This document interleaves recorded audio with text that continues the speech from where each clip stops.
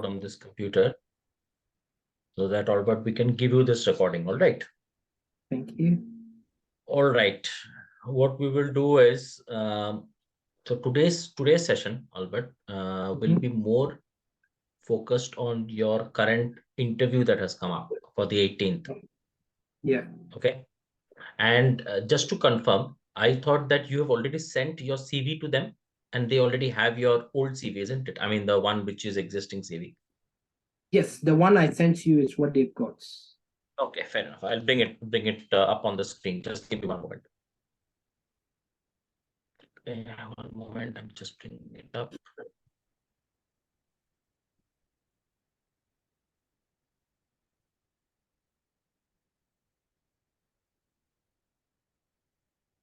Yeah, I can see your CV, so I'll download that.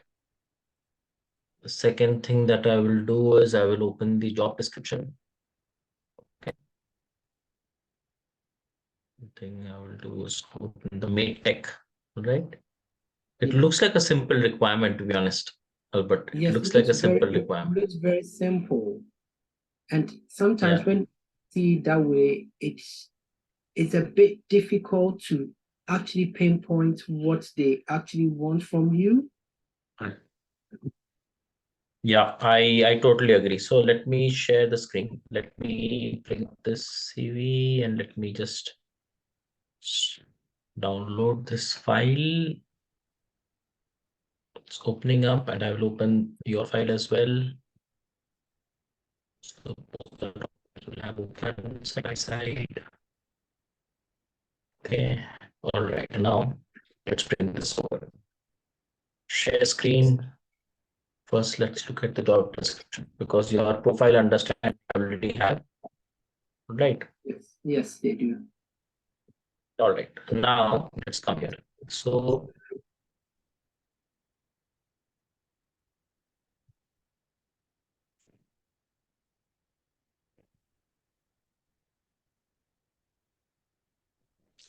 Agile software delivery experience. This is one. Experience with complex deliveries. This is again there. But there is one problem here. They haven't defined the word complex. Okay. Commercial experiences managing budgets. That means you are going to look at a wider role than Agile project management because you're going to look at the time, cost, scope, etc. Right. So this part is also, you need to see what this means. The risk management experience is absolutely vague because risk management experience can mean many things, right? Yeah. Now, so for example, this can mean market risk. It can mean business risk and controls. All right, business risk and controls. It can mean ops risk. It can mean credit risk. It can mean enterprise risk. Right. These are the ones which comes to my mind when you talk about risk. So below that, we haven't spoken about anything. You collaborate with delivery teams and client stakeholders to identify and manage risks. That means this is more of a traditional project manager's delivery community of practice is a good word, all right. Accelerate the career of other delivery managers through line management, coaching, mentoring, and knowledge sharing. This is a very big term, right? But I think I can understand what they are. So I think they are into consulting as well, because a delivery manager will be the one. See, as a senior delivery, you'll be essentially leading the delivery of multiple work streams within the program of work. So whatever I'm marking in green, Albert, if you notice, are the ones that we are clear of, isn't it? Yeah. Whatever I'm marking in blue, highlighting in blue, those are the ones which we need more clarity on. I mean, we have to brainstorm that what are they actually asking for. Okay.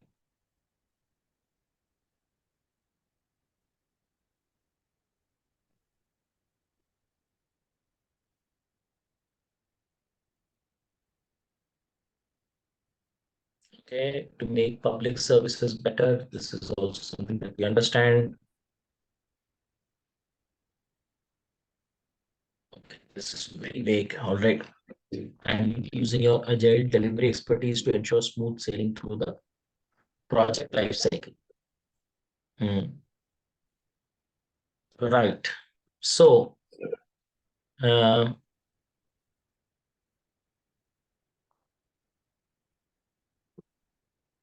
now let's try to get into some discussion mode. All right. So this is fine. This is fine. What we understood. So let me go back to the meeting. Go back to your meeting. I will stop share. Right. Now, Albert, let's try and pen down some questions. All right. Let's do a role play. And remember, you have to be yourself. Don't worry. It's just a practice that we are doing here. All right. You can speak your mind. If we go wrong, there's no problem because we can always restate it. We can reword it better, right? If you want to have more impact. So first thing is, as a quick introduction, Albert, can you tell us a little bit about yourself? And when you are introducing yourself, can you also keep it in the light of the job description that we've sent you? Okay. Thank you so much for your question. I am Albert, and I have over 8 years experience of Agile and project management and in the vein of delivery management, which have occupied senior positions, currently working as a senior Agile project manager. But it's not just project managing, but it's also it has delivery components. And so I call that rule 70-30. My strength is in my delivery is to make sure end users actually gain the right outcome or the right value for the problem that they envision. Because I believe a project is a temporary sort of thing that actually aims to mitigate a problem that we have. And hence my main strength is making sure end users achieve the right value that they require for. There's also one thing that I actually look out for in an organization.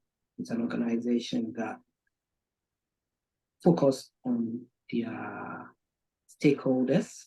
When I mean stakeholders, what I mean by stakeholders is not just the sponsors, but also their staff and the people they are aiming to achieve product for.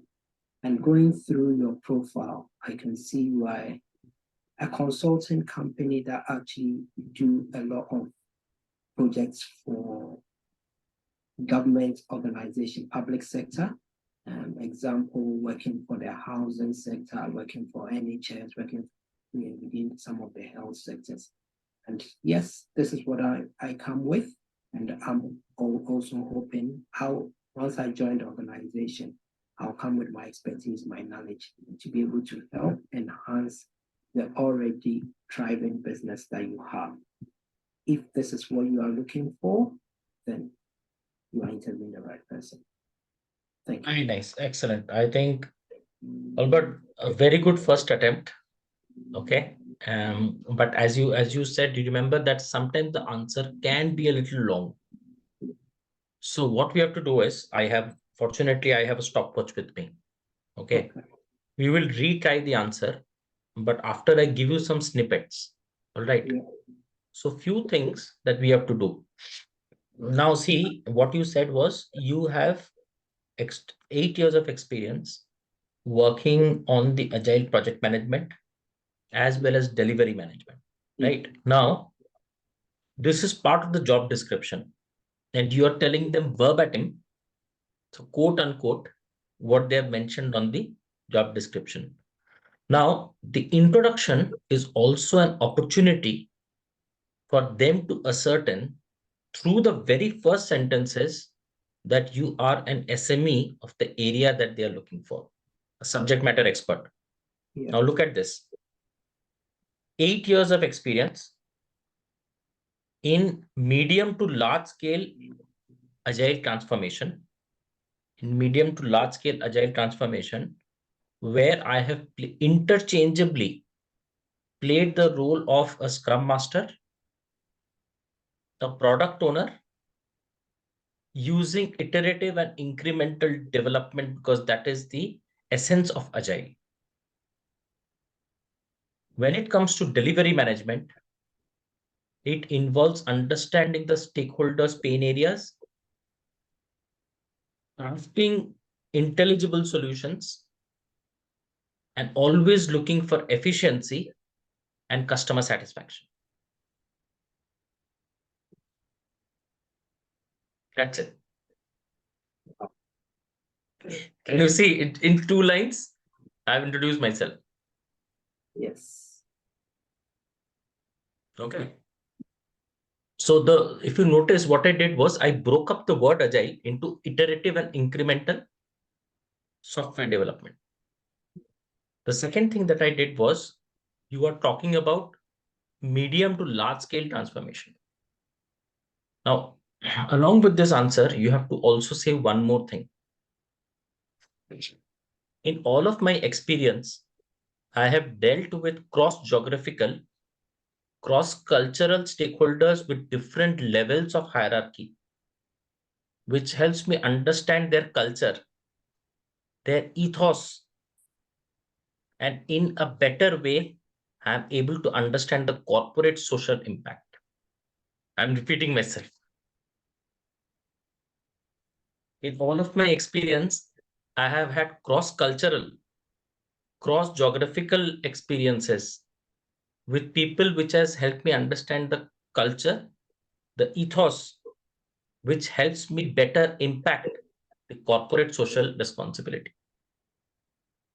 Why? Because if you notice, did you notice that they talked about improving the understanding for their clients, improving the customers' adoption of the products or services? That's the end goal. And that is corporate social impact, isn't it? Wow. Okay. Just the introduction. The introduction is enough. Yeah, this introduction alone like opens up so much. Can see where I've been going wrong because I just talk, but not really hit the right points. Yes. Now that's the reason I looked and underlined, and that's the reason I showed you how do I go about preparing for a job interview. Okay. So we will try once more. Do you want to write it down once? Take your time, write it down. Take your time. We have a lot of time.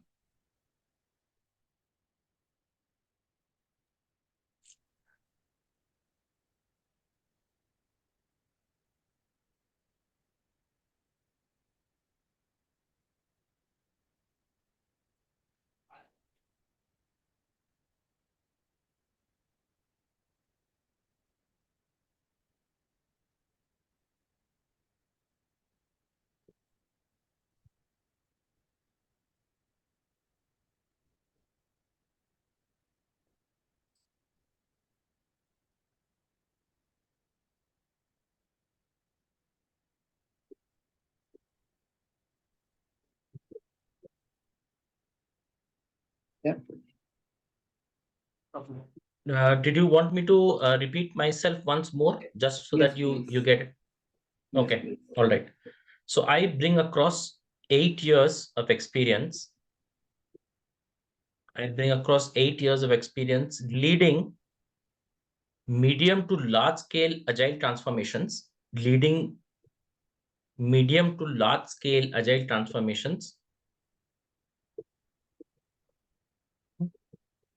where have interchangeably played the role of a Scrum Master or product owner, where have interchangeably played the role of a Scrum Master or a product owner, using iterative incremental development. Where I have interchangeably played the role of project manager and Scrum Master. No, product owner and Scrum Master. Okay, play the role of product owner and Scrum Master using iterative and incremental developments.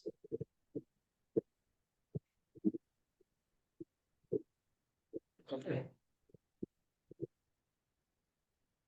Using iterative and using iterative and incremental benefits. Yeah, you can say benefits realization, using iterative and incremental benefits realization. Yeah.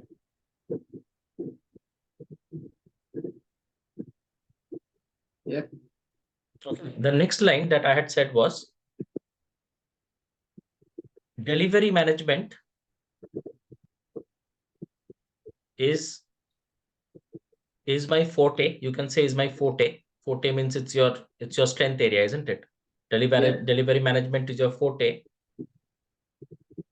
As I am able to identify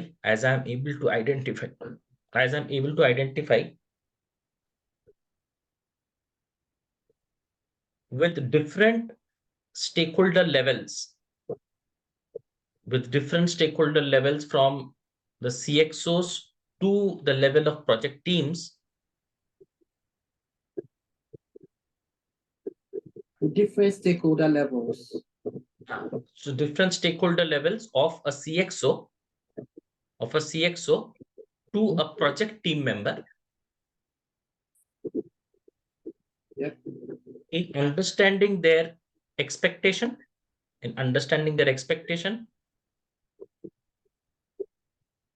current problems, their expectations, problems, defining solutions, or crafting intelligible solutions,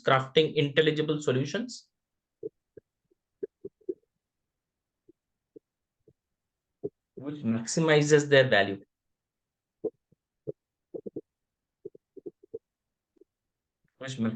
their value.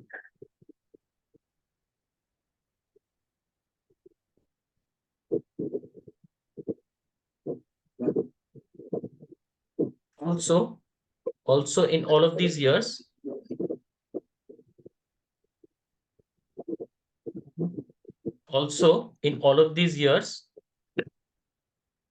have worked with cross-geographical, cross-cultural teams.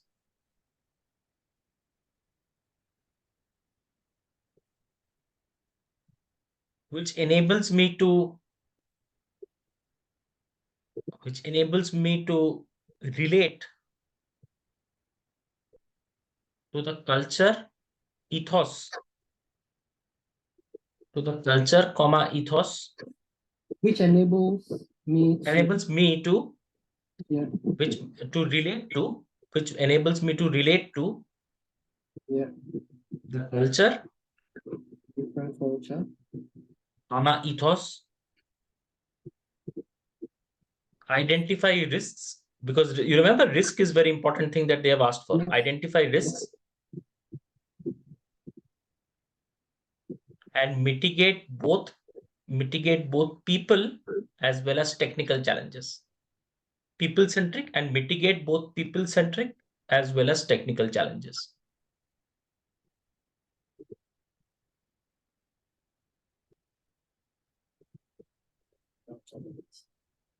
That's it, Albert. We are done. 3 sentences. Wow.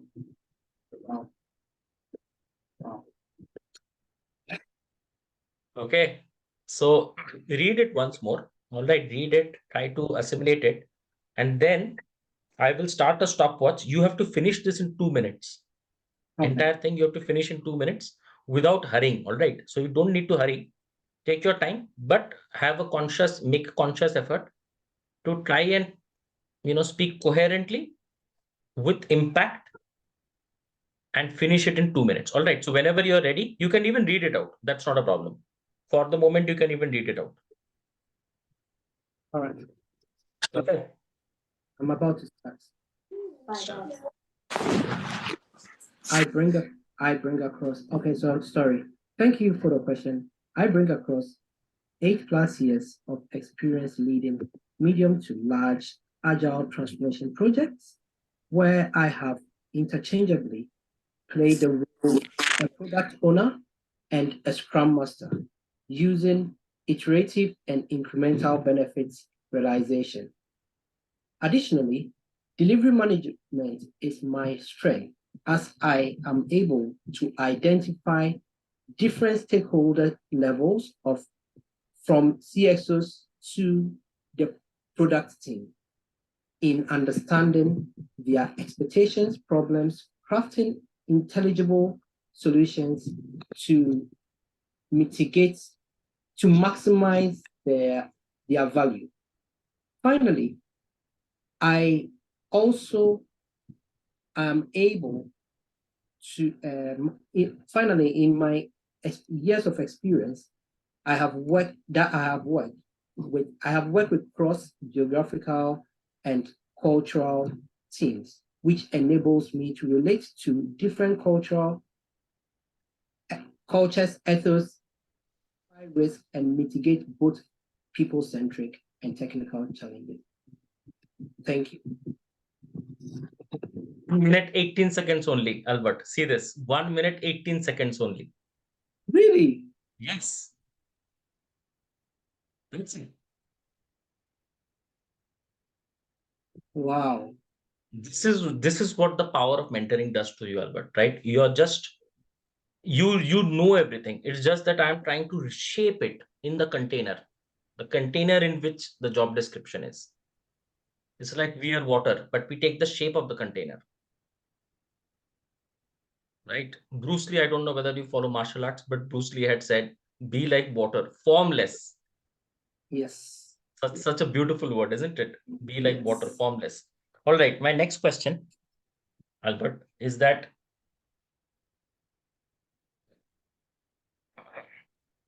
what kind of agile frameworks are you aware of, and which frameworks are applicable when? I know it's a difficult question. What kind of agile frameworks are you aware of, and which frameworks are applicable when, according to you? Thank you so much for the question. There are a number of agile frameworks. The ones I'm very conversant with that I've used a number of times is the Kanban and the Scrum framework.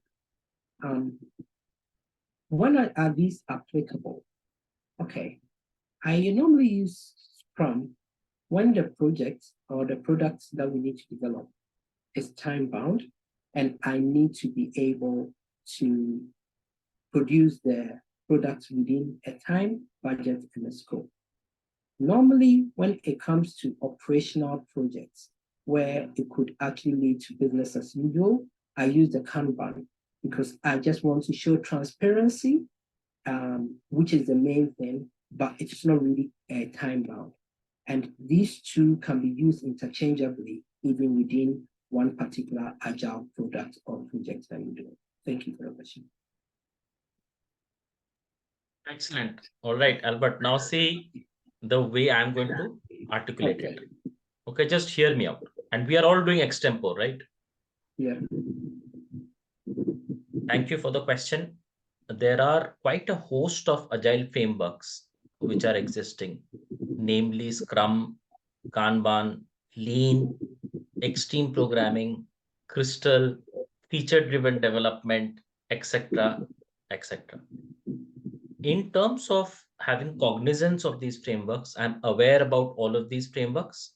However, in my actual work experience, I am more conversant with Scrum and Kanban. Now, let me tell you when Scrum and when Kanban can be used according to me, but I am here to learn and be enlightened with your expertise as well. Scrum is a framework which is an open-minded framework, which works best in complex situations, right? As Scrum itself says, it works in complex situations.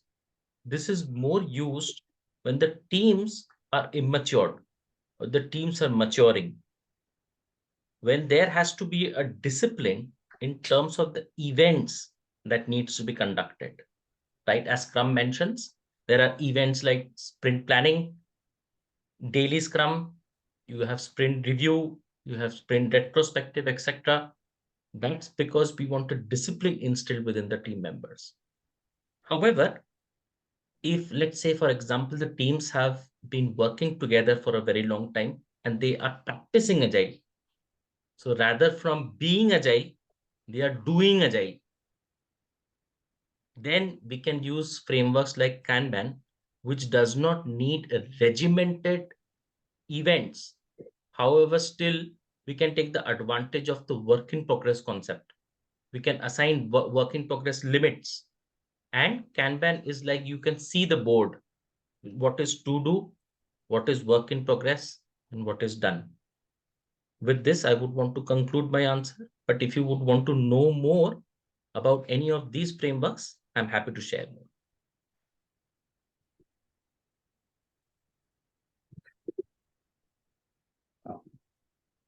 Right, Albert?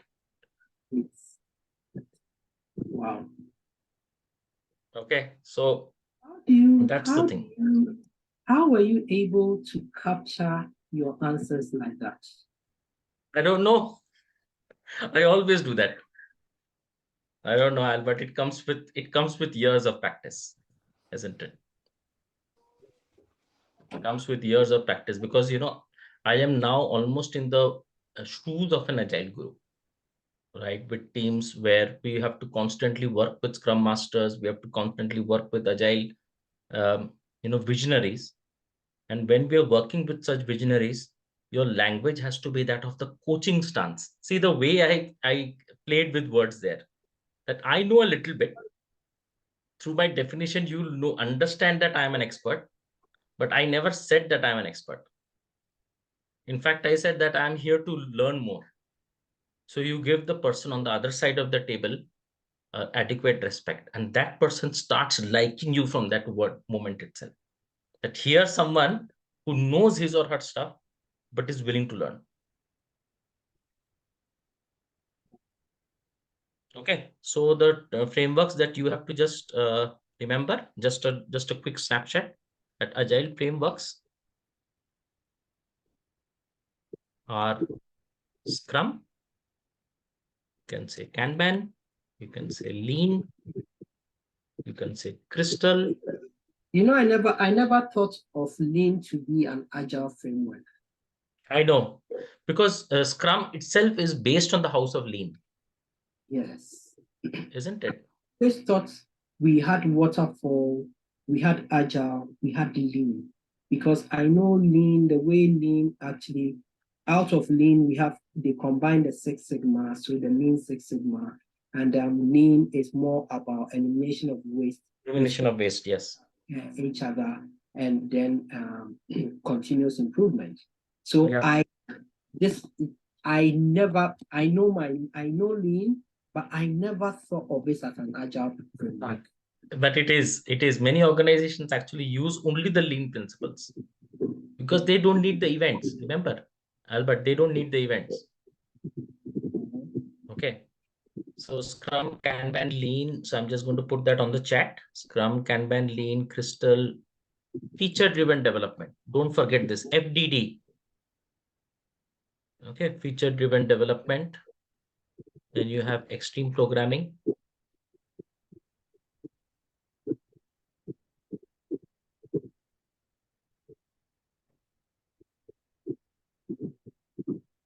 While Scrum works best for maturing or newly formed teams, we can use Kanban for teams which are doing agile, rather than being agile. They are not just agile aware, they are actually agile in their spirit, body, mind, and soul. Right? Which are doing agile in Kanban we can visualize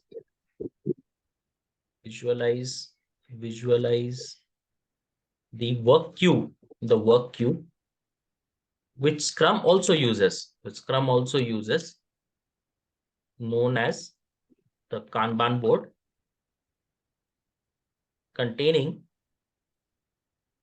to do, in progress, and done. Okay. Kanban also has the advantage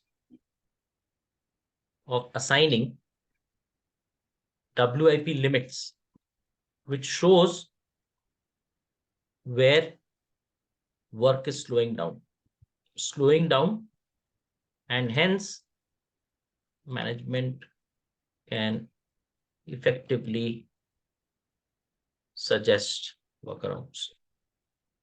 See how beautifully we are structuring the answer. Answers are so beautifully structured. Exactly. Now, once we start practicing this, Albert, that's when we kind of start becoming more agile, right? These kind of answers, right? So we looked at two things. One was your introduction. Second was the question saying that what are the different frameworks that you're aware of, and which ones will you apply where, right? So now you have a better understanding of when to apply Scrum vis-a-vis when to apply Kanban. All right. Okay, so now the third one, what about Lean? Because Lean. Yeah, so Lean is basically, see, Lean, they ask you about Lean. What you tell them is Lean is, one of the oldest, one of the foundational, you should call it the foundational principles of Agile way back since 1950s. Okay, since 1950s, even before the Agile Manifesto was born, right? And a manifesto was born. Companies like Toyota, right? Companies like Toyota was using these Lean principles.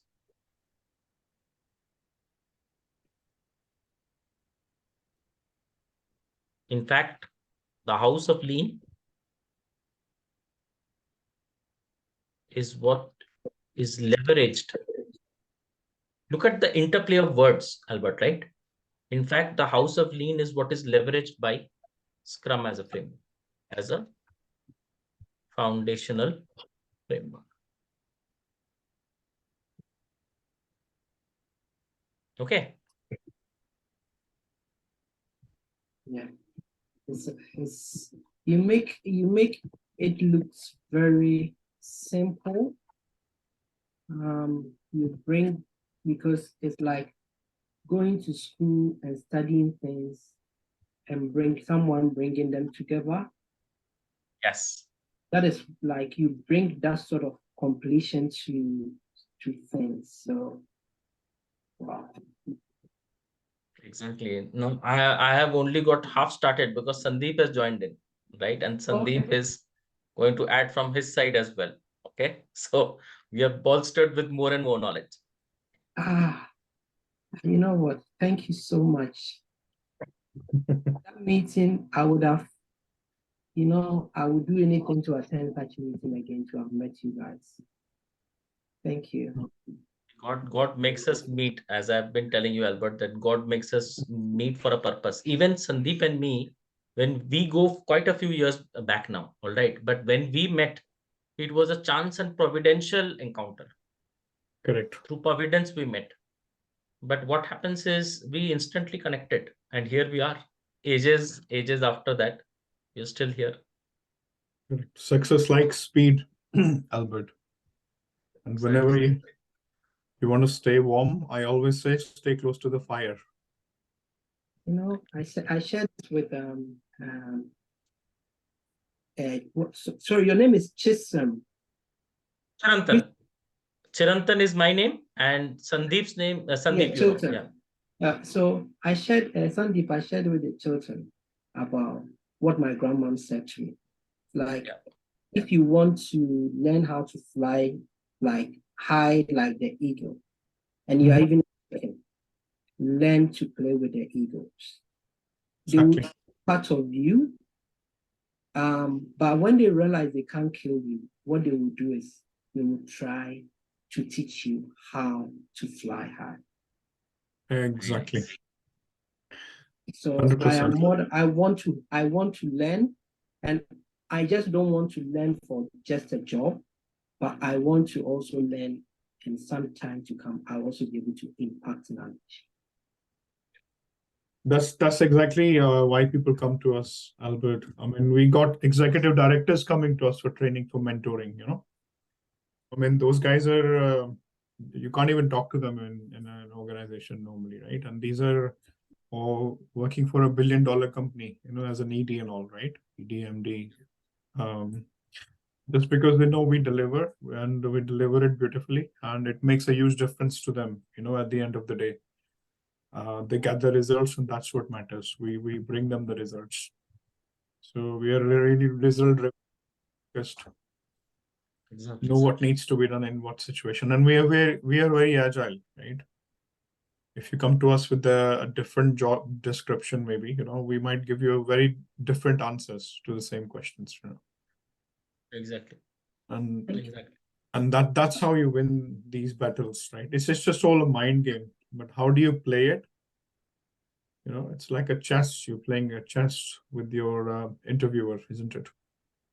So you have to beat him, you know, swiftly. Just checkmate. Yeah. It has to be a deft touch. I don't know whether you've seen that movie Yeah. Bloodsport.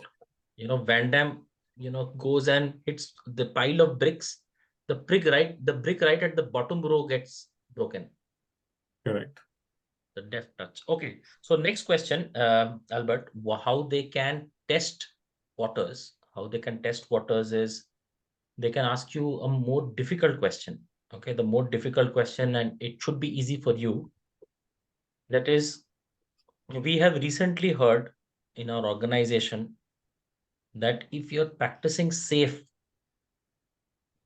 you don't need to be Scrum aware. What are your thoughts on this? It's a tricky question. Listen to this. If you're practicing safe, you don't need to be Scrum aware. What are your thoughts on this? Thank you for the question. I don't disagree or agree with that situation, because we have different aspects of safe. Because safe in itself is one framework for scaled agile. So safe in itself isn't the agile, isn't the Scrum, but we have safe Scrum. So if it's about safe Scrum, yes, then you are practicing Scrum.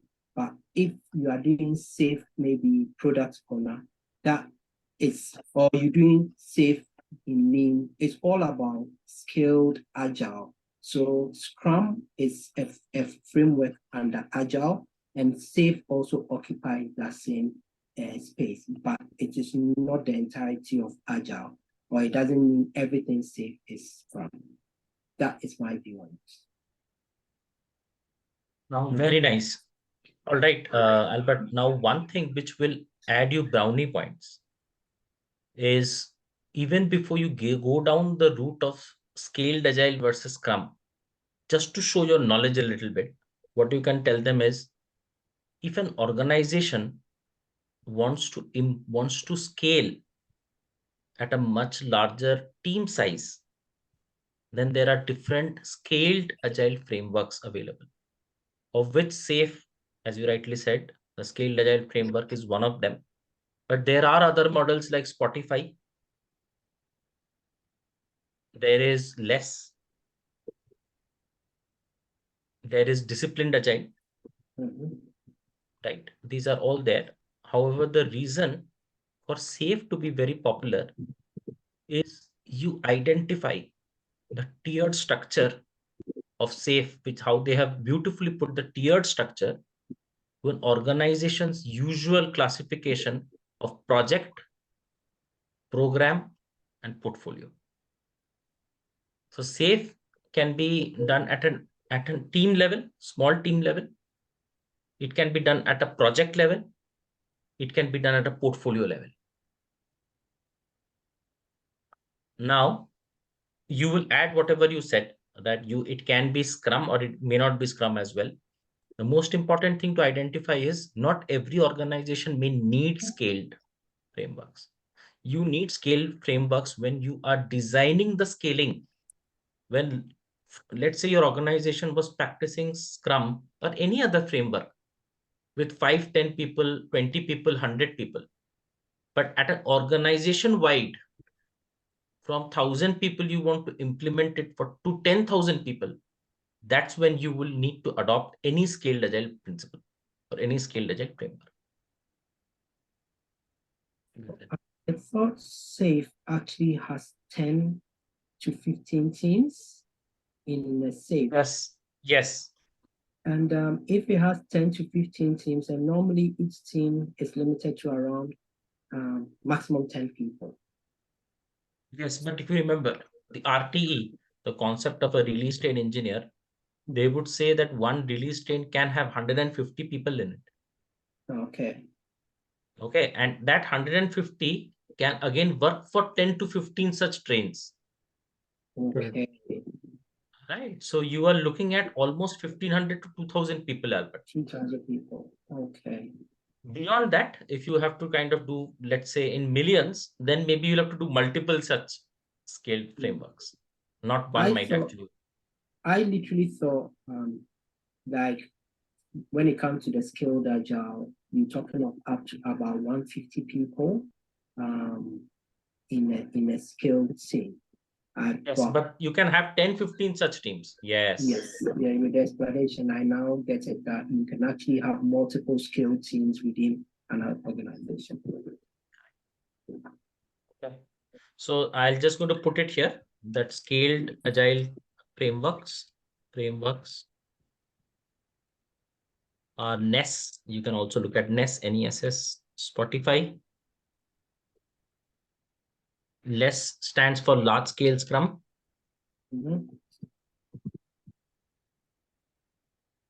Then you can look at SAFE, disciplined agile, to name a few. All right. Now, these were the principle oriented questions. All right. So far, Albert. Now it can become much more muddled waters.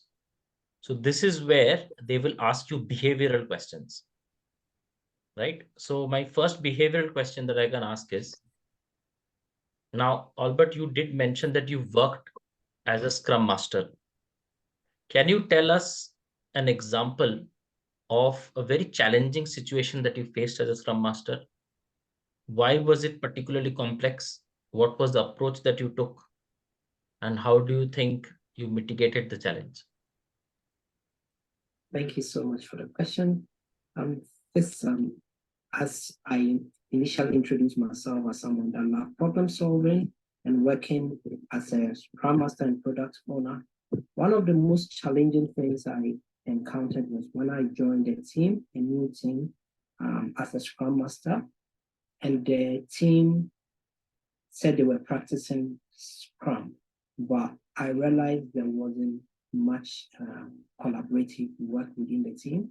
Especially there was one of the architects or programmers who was a senior and felt there was no need to attend daily stand-up because he understood what he was doing. And me joining the team, it was challenging that. He thought, okay, what are you going to add to the team? So what I first did on my first day, I spoke to the product owner to understand what we were doing, understand the team dynamics, and that's where I picked up that information. I engaged the team on the first meeting, ad hoc meeting, just to understand their challenges, and we agreed on a daily stand-up, time for daily stand-up. First daily stand-up, the same person did not attend. So what I did is, by the next time, I tried working close to him to understand his challenges.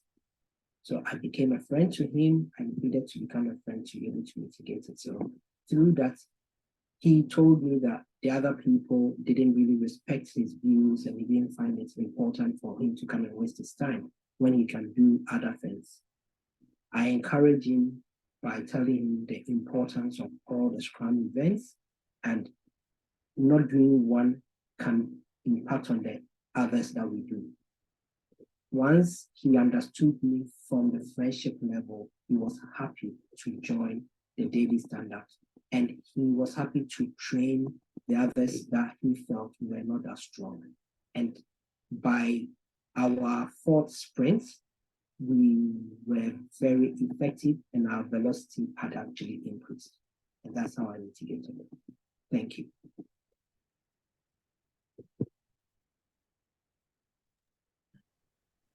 Sorry, I was a little distracted towards the end. I did hear the initial part of the scenario, Albert.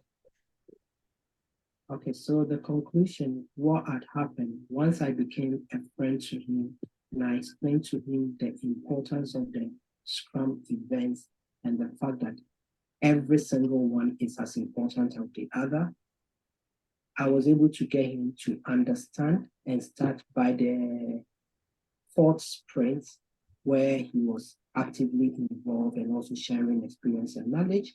The velocity of the team actually increased, which actually decreased our completion time. And the entire team was very collaborative and we had more fun on the project. Perfect. I think that is all right. Now there are a few things that you'll have to consider here, right, Albert? So for example, the moment you're talking about velocity, you are leading them to other topics, right? So for example, they can actually ask you that, so Albert, very recently something happened here in MadeTech, in which we want your opinion. What would you have done? So Christine is the head of product management for us. Christine is traditional waterfall. Okay, so she has never used Agile and she's old school. She is welcoming Agile, but she's not embracing Agile, right? And over the last couple of weeks, there have been some bitter altercations when she was looking at the scorecards that the team was generating, the Scrum teams. And she said that, hey, our Scrum team A has got a velocity of 12.8. And they have been together for 6 sprints now. Whereas Scrum team B, which is there for 20 sprints together, we've hardly seen a lot of attrition. Their velocity is actually going down from 14.3 to 11.0. Shouldn't I actually move the Scrum Master from team A to team B? Because the velocity in team A, though we agree that it is 6 sprints old, is still better than the velocity in team B. What would you say to that? What would you tell Christine? Thank you for the question. This situation is very interesting, but it is a good one that you will see in several organizations. What I would have to explain to Christine is the velocity calculation of what's this one is 6 weeks younger, and it doesn't really make as much difference. But the only thing is we need to look at whether they are producing shippable products. And then due to the shippable products, we'll be able to understand why. We need to first understand why the velocity of team A is different from team B. The weeks that they've been working, is the team in the storming or norming phase? What is really happening? Once you understand them, you'll be able to put a mitigating factor.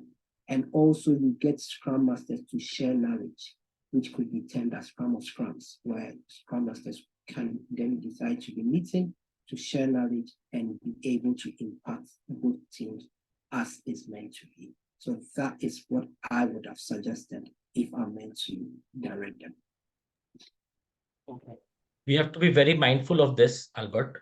The reason is velocity is a measure which cannot be compared between teams strictly. velocity is nothing but the rate of churn, right? The rate of churn for user stories. Now, the rate of churn for user stories can depend upon complexity.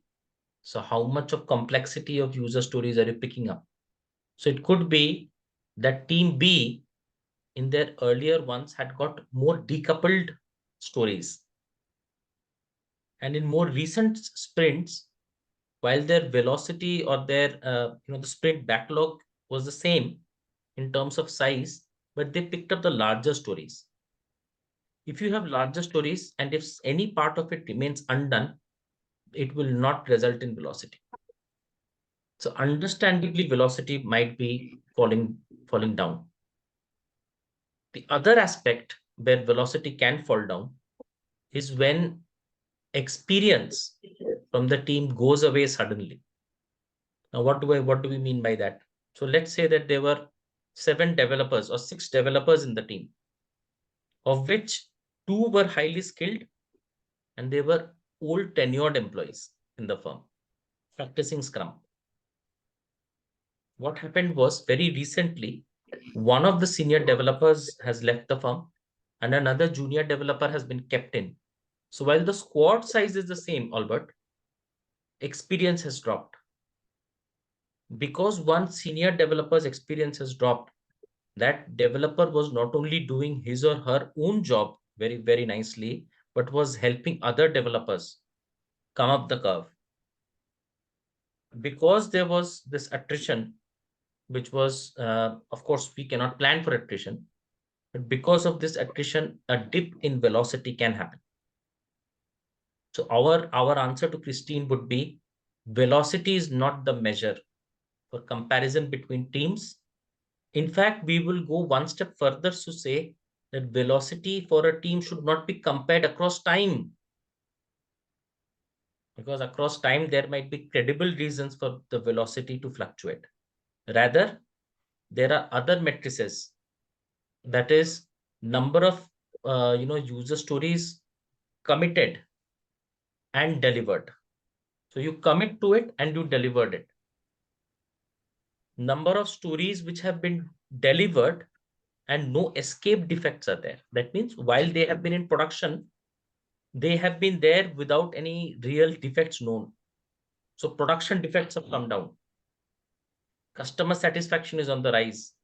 At the end of the day, whenever we are doing Agile, at the very core of Agile is customer satisfaction. So we should not be looking at this from a numbers game perspective, but we have to look at both quantity as well as quality. And together we need to check team's effectiveness. We will give you the recording, Albert, don't worry. Yeah. Okay. Excellent. You have to Sandeep, listen to it a few times. No, I think you've done the justice to it. I just wanted to say that.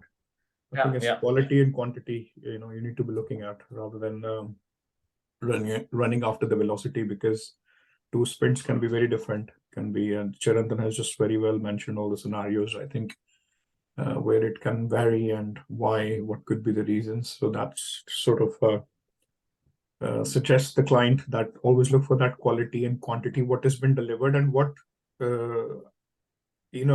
is the importance of the delivered product to the client, right? Because the client is at heart in when we're working Agile, right? When we are using Agile, the client, we keep them in the center, and make sure what we deliver is value to them at the end of the day. Right? It's just giving them the right business value at the right time. Okay, so I think let's go to the next one. Yeah, the next question, Albert, is from the job description, where they have talked about risk. Remember, they have talked about risks. Yeah. So one of the questions that we had for you, Albert, is twofold. One, we are always getting confused as to what is risk and what is an issue. Because for us, a risk is the same thing as an issue. The other part is, the Scrum team, the Scrum Master, for the Topaz squad, we have a squad called Topaz. And the Scrum Master for the Topaz squad has recently made a change to the dashboard reporting. So we have a dashboard reporting which shows out the agile matrices for senior management's consumption. The change that he has done is the risk item, which was earlier coming as the epic, under which there were different risks. He has moved that risk item from the epic to being a subtask. Not even a task. He has moved it to being a subtask. What would you tell to this person who is the Scrum Master from the Topaz squad? But first, the $1 million question, what's the difference between a risk and an issue? Okay, thank you for the question. The first part of the question is how the difference between risk and issue. Risk is actually the possibility of something happening. Whereas once the thing moves from possibility to happening, which means it's already happened, it becomes an issue. So the difference between the two is the fact that risk is not occurred yet, but we envisage, or from how the vehicle is moving, we can tell this vehicle can crash. That's a very practical one. How the vehicle is moving, we can tell this vehicle can crash. But once the crash happens, it becomes an issue because someone that will be in the vehicle could have had an injury. So the vehicle crashing becomes an issue because then the impact can derail the organization. The second aspect of the question is the reporting, where for project Topaz, where Scrum Master is changed the reporting dashboard by moving the risk, which was normally an epic, to task and subtask. With this situation, I would want to know why the Scrum Master decided to do that. If it's an epic, it's very visible, but is it the same? Because there are questions that ought to be answered. It is the same thing that he's lifted or she's lifted onto the subtask, because once it becomes a task, you would have broken it and you should have broken it down. So if it's not the exact thing that is being lifted, then there might be an issue there, because then this has happened that we may actually not be even, it will cause, there's a possibility of causing a lot of bugs. And for that reason, I would say, until I actually understand exactly the reason and the user story or epic or task that was moved to subtask, it will be difficult for me to conclude on why he or she did what he did. Thank you. Excellent. So I think full marks on the first part of the answer, Albert, that what is the risk versus what is an issue, right? That one is the contingency part, which can happen on the possibility or probability of event happening or not happening. On the second part of it, this was a disguised googly, right? If you watch cricket, you know what happens is you're expecting the ball to turn in one direction, but this is a ball with a very different trajectory. They did not want to understand about the risk moving from epic to the subtask. What they wanted to know is that, do you know that reporting goes out to whom? So the epic reporting, Albert, usually goes to the senior most audience, because they want to know at a very long dated future, how are we doing? And it is an aggregation of the stories to the features to the epics. Usually these are directors and above of an organization. And usually this report or this information goes to steering committee guys, right? So people who are in the steer co, they are the people who are looking at the epic level information. Now, the feature level information, the stories, subtasks get added to story adds to a feature.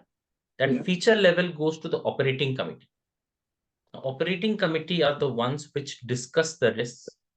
what are the actions which needs to be taken, whether there needs to be a mitigating action, etc. And your perspective is very true there, that we need to understand why it has been moved from the epic level to the subtask. However, moving from an epic to a subtask seems uncanny or unreasonable, because you are moving all of a sudden 3 steps. So possibly this person is not taking the right step, but we will have to reason, understand why they have done it, and try and keep it to that level, because that information needs both at the operating committee as well as the steering committee level. I mean, if you wanted, Okay. in the first part, you could have you answered very nicely the first part. However, you could have added the risk, like we could avoid, we can accept, we could, we can look at the reduction techniques. It could be sharing it. We can transfer the risk to other, bits and pieces within that. So we can just, maybe highlight just those bullet points as well, if needed, like if you have time and if you think it's necessary. Just remember that.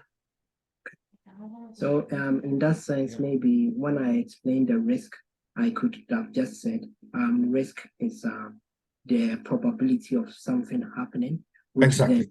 then can either be transferred, shared, reduced, or accepted. Or you can totally avoid it, right? Something like that. Avoid, so because they said we shouldn't use mitigate again, but we should rather And then say documentation wise, I'm aware that we need to log these risks for the reporting purposes. Like just I'll talk about one line about the documentation, that you are very much switched on. You really care about the documentation part. So anybody who is reading your reports or looking at the work you have been involved in, so they exactly know if there is any risk have been highlighted by you, as a Scrum Master or as an, whatever BA or product owner or PM, whatever you're working on in that particular project, so that they don't have to ask you. They don't have to say, Albert, tell me the risk, right? So you say, right, I'm very switched on. I keep these documentation very tip top, and people don't have to generally ask me these things. I document all these things. So just focus on the documentation piece as well, like, as and when you go along with these answers, because the management wants to see whether they have to ask you something, or just some if you leave the project tomorrow, right, you decide to quit the job and you're not there, so that they're not faffing around without you. They know that you have logged everything down, right? Everything is there, all the documentation has been done correctly. Correct?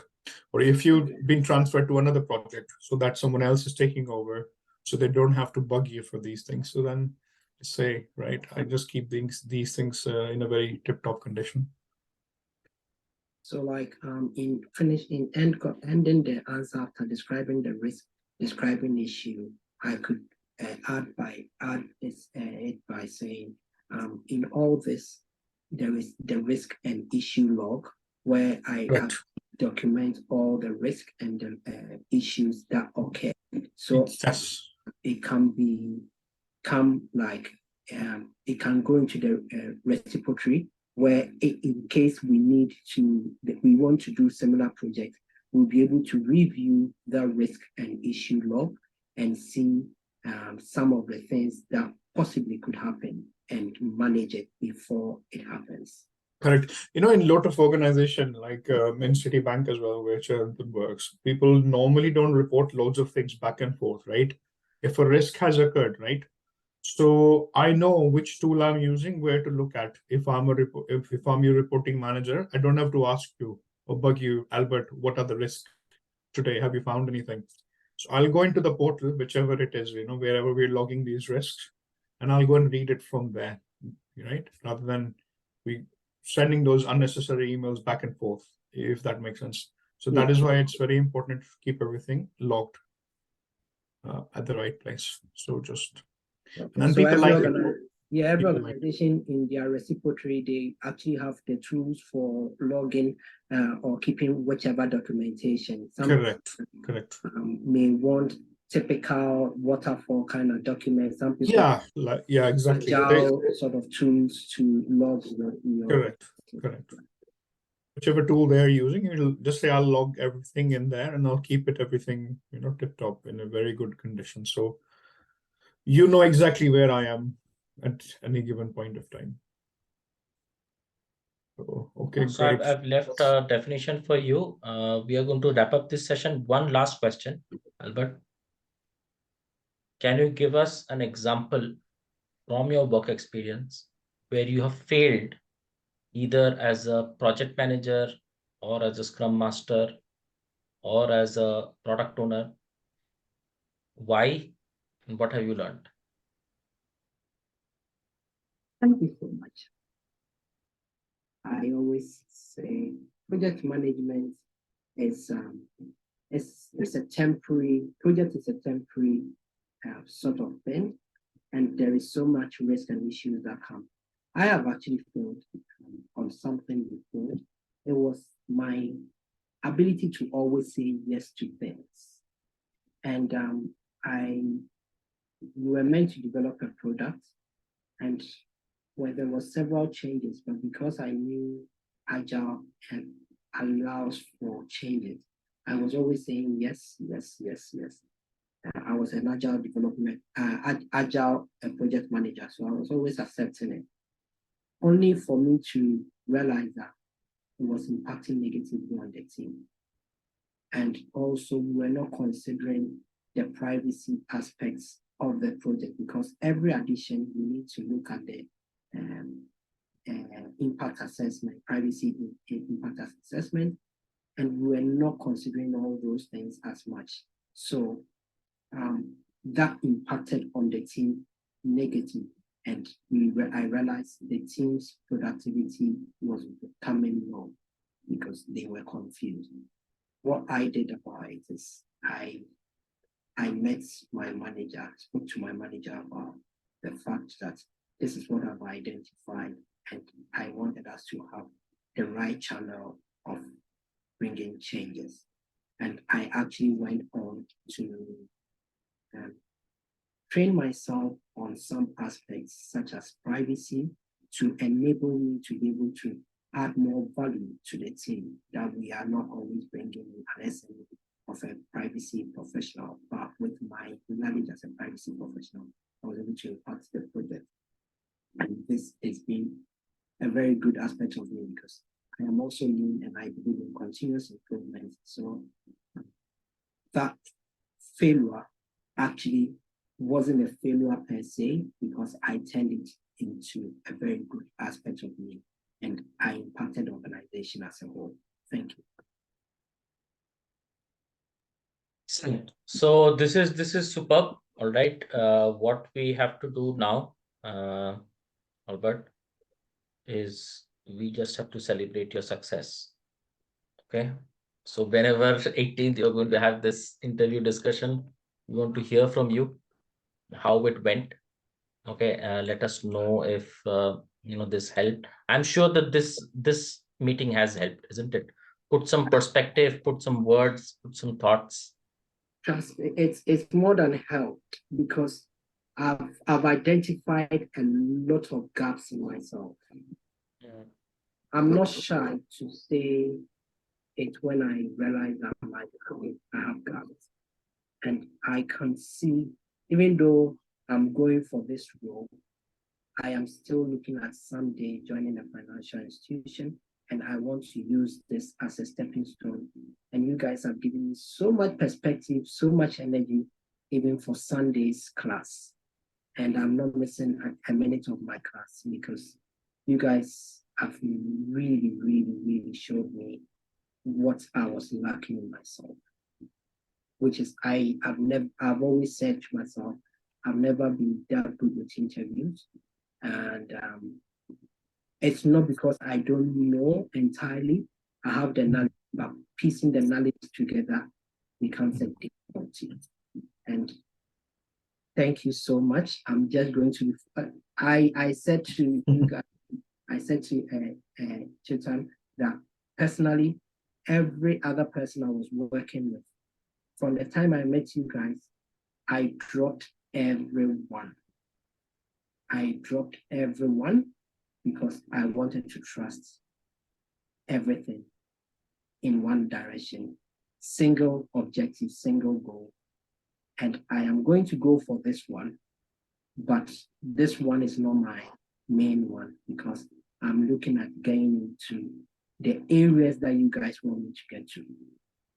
We will refer you there in no time, Albert. Once your I'll be class is joining you done, guys. once your CV is done, you have to work with us.